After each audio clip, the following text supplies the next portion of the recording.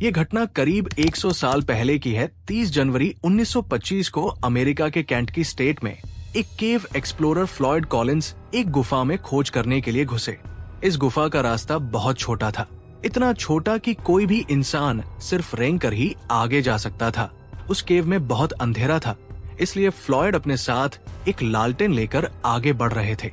इस गुफा में आगे बढ़ते हुए फ्लॉयड एक ऐसे पॉइंट पर पहुंचे जिसे पार करना हर किसी के लिए संभव नहीं था, क्योंकि आगे का रास्ता बहुत संकरा था। इस गुफा में घुसना आसान नहीं था। इस गुफा में आने वाले लोग इस पॉइंट पर आने के बाद वापस चला जाता है, इसलिए इस पॉइंट का नाम टर्न अराउंड रखा गया है। गुफा में आगे जाने के लिए किसी भी इंसान को इस 9 इंच के छोटे छेद को पार करना पड़ता है। जब फ्लॉयड इस गुफा के अंत तक जाना चाहते थे तो फ्लॉयड बिना सोचे समझे ही केव में घुस गए। इस क्रिस्टल चैम्बर को पाकर फ्लॉयड की खुशी की कोई सीमा नहीं था, क्योंकि ये क्रिस्टल चैम्बर फ्लॉयड को अमीर बनाने वाला था। फ्लॉयड अब वापस बाहर आ जाता है और बाहर निकलने के लिए उसे उसी संकरे रास्ते से गुजरना पड़ता है। फ्लॉयड उस तंग रास्ते में खुद को घसीटता हुआ आगे बढ़ रहा था कि अचानक लालटेन फ्लॉयड के हाथ से छूट जाता है और लालटेन टूट जाता है, जिसके कारण गुफा के अंदर काफी अंधेरा हो जाता है। फ्लॉयड अभी भी जमीन से 55 फीट नीचे एक पतली सी जगह पर फंसा हुआ था, लेकिन इस स्थिति में भी फ्लॉयड अपने शरीर को आगे की ओर धकेल रहा था कि अचानक उसके पैर से एक पत्थर टूटकर उसके पैर पर गिर जाता है और फ्लॉयड अपने पैर को उस पत्थर से निकालने की काफी कोशिश करता है, लेकिन वो पत्थर उस संकरे छेद में इस तरह फिट हो जाता है कि निकल नहीं पाता है। फ्लॉयड अब मदद के लिए चिल्लाता है, लेकिन जमीन के इतने नीचे से कोई भी फ्लॉयड की आवाज नहीं सुन पाता है। जिस छेद में वो फंसा हुआ था वहां से पानी रिस चुका था, जो फ्लॉयड के नीचे से बहकर बाहर आ रहा था। यहाँ एक सुनसान और एक अंधेरी गुफा में फ्लॉयड कॉलिंस की जिंदगी और मौत के बीच जंग शुरू हो जाता है। दोस्तों, फ्लॉयड कॉलिंस के साथ आगे जो हुआ वो जानकर आप चौंक जाएंगे। 1920 शुक्रवार सुबह 10 बजे अमेरिका में धरती के नीचे सुरंग खोजने का चलन था। फ्लॉयड कॉलिंस और उनके भाई ने मिलकर सुरंग की तलाश करते हुए अपने पूरे खेत को खोद डाला और किस्मत से उनके खेत में एक सुरंग मिल भी गई। एक सुरंग मिल भी जाती है, लेकिन कोई भी फ्लॉयड की सुरंग देखने नहीं जाता। इस समस्या से छुटकारा पाने के लिए फ्लॉयड कॉलिंस के दिमाग में एक आइडिया आया कि क्यों न मेन रोड पर एक सुरंग के मालिक के साथ साझेदारी की जाए। काम करने के लिए वो एक सुरंग के मालिक से मिलते हैं और उससे कहते हैं कि वो उनकी सुरंग का ख्याल रखेंगे और इसे देखने आने वाले सभी लोगों को सुरंग दिखाएंगे। बस इस काम के लिए उन्हें मुनाफे में से कुछ टका का हिस्सा मिलना चाहिए। और फ्लॉयड के बाद सुरंग के मालिक को अच्छा लगता है तो फ्लॉयड सुरंग के मालिक से कहता है कि मैं इस सुरंग को एक बार पूरी तरह से देख लेता हूँ, ताकि मुझे लोगों को सुरंग दिखाने में कोई दिक्कत न हो। फ्लॉयड और सुरंग के मालिक को ये बात अच्छी तरह से मालूम था कि सुरंग में एक टर्न अराउंड रूम है जहां से आगे कोई नहीं जाता है, लेकिन फ्लॉयड एक लालटेन उठाता है और सुरंग को एक्सप्लोर करने के लिए निकल पड़ता है। उसे नहीं पता था कि जिस सुरंग में वह जा रहा है उसमें उसे अपने जीवन की सबसे खतरनाक लड़ाई लड़नी पड़ेगी। जैसा कि मैंने अभी आपको बताया, सुरंग से लौटते समय फ्लॉयड का पैर एक पत्थर में फंस जाता है। फ्लॉयड के सुरंग में घुसने के अगले दिन सुरंग का मालिक अपने बेटे के साथ उस सुरंग में आता है। उसका बेटा सुरंग ढूंढ लेता है। सुरंग के मुहाने पर फ्लॉयड का कोट और टोपी नजर आती है और उसे अपने पिता को दिखाता है। तो सुरंग का मालिक समझ गया कि फ्लॉयड अभी भी सुरंग के अंदर ही है, लेकिन वो बाहर क्यों नहीं आया। सुरंग का मालिक तुरंत सुरंग के अंदर जाता है और फ्लॉयड को ढूंढता है।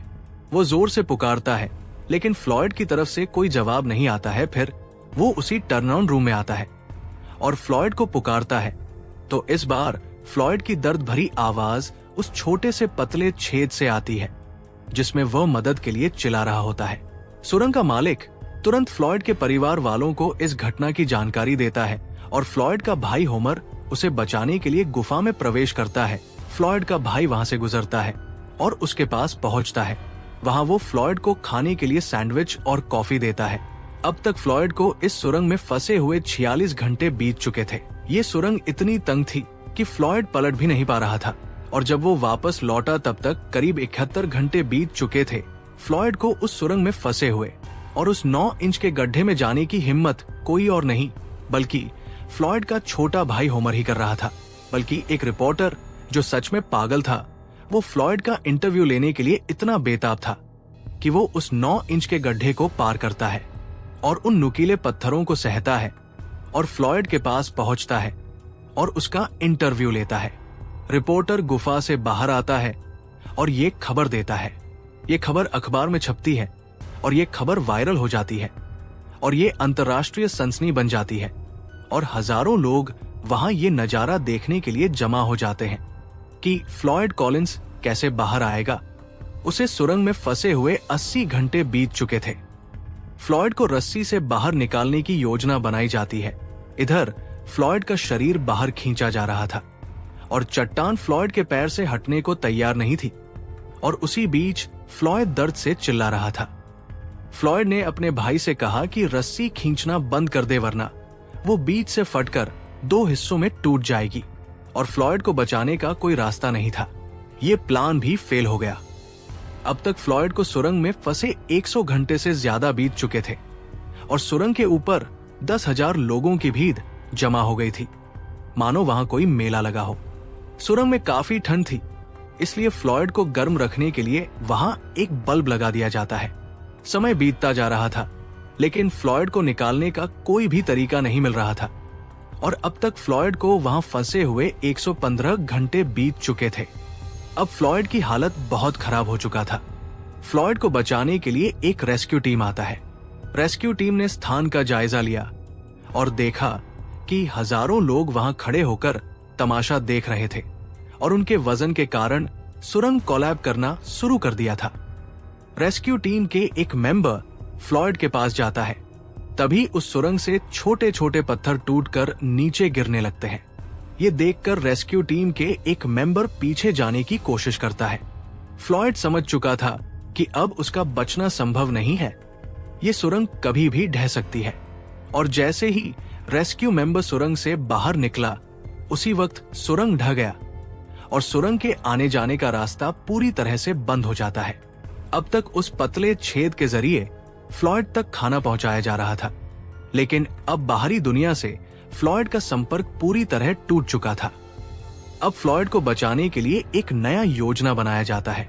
योजना ये था कि हाथों से खुदाई करके फ्लॉयड तक रास्ता बनाया जाए, लेकिन इस योजना में 30 घंटे और लगने वाला था।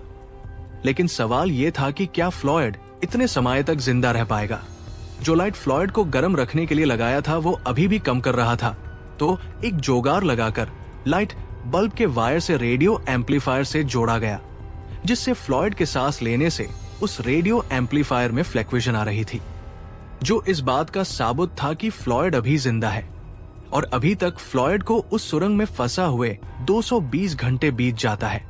जो सुरंग 30 घंटे में खोदी जानी चाहिए थी उसे 140 घंटे तक खोदा जा चुका था, लेकिन फिर भी सुरंग पूरी तरह से नहीं खोदी गई थी और नीचे फ्लॉयड भूख से मर रहा था और फ्लॉयड अपनी जिंदगी के लिए संघर्ष कर रहा था।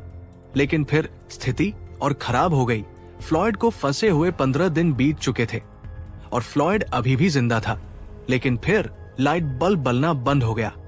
अब समस्या ये था कि वे ये नहीं जान पाएंगे कि फ्लॉयड जिंदा है या मर गया। फिनाली 18वें दिन खुदाई पूरी होती है और वो उस सुरंग तक रास्ता बनाकर फ्लॉयड के भाई उसे निकलने के लिए नीचे जाता है और वहां जाने के बाद पता चला कि फ्लॉयड अब जिंदा नहीं है।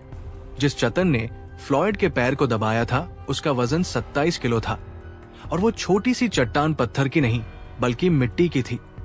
लेकिन वो सुरंग इतनी तंग थी कि फ्लॉयड उस चट्टान को न तो तोड़ सकता था और न ही हिला सकता था। ऐसा लग रहा था जैसे वो चट्टान सदियों से उस सुरंग में फ्लॉयड का इंतजार कर रही थी। दोस्तों, क्या आप ऐसे और भी सर्वाइवल वीडियो देखना चाहते हैं? तो इस चैनल को जरूर सब्सक्राइब करें और ये वीडियो आपको कैसा लगा कमेंट में जरूर बताना और लाइक भी।